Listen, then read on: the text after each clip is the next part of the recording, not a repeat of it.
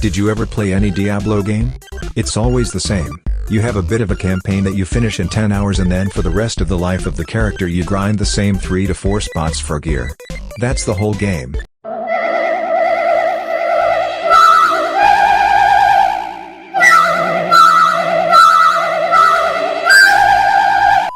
The leveling process is fun, and great for a mobile game.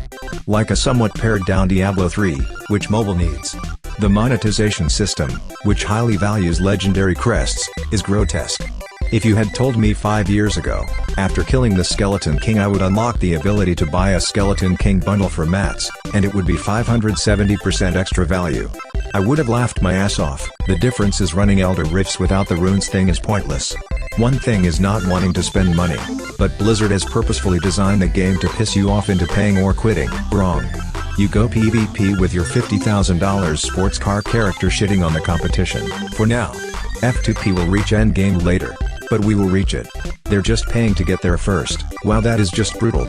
It really seems like they're hellbent on not missing a single opportunity to squeeze or manipulate people into paying for MTX.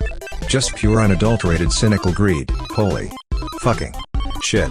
It's wild to think that the company I fell in love with as a kid while playing Blackthorn has become this. It's because all the game companies that we grew up loving are no longer owned by game devs, but instead corporations.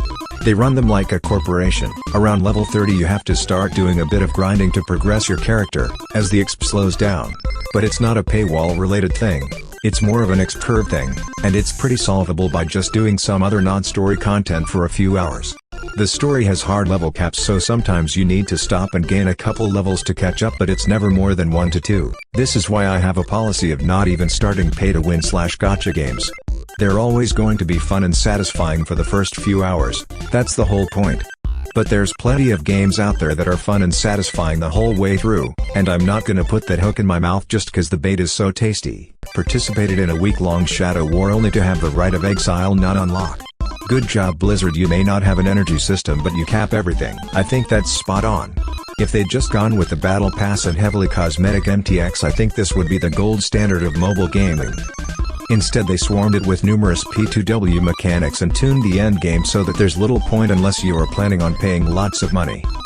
The gameplay is spot on and they really did great with the base idea of how do we turn Diablo into a mobile game. I wonder how many people would pay a full game price for a mobile Diablo. Paid games on mobile are pretty much all DOA. There's a handful of exceptions, but even those don't reach the kind of sales a AAA publisher would be happy with.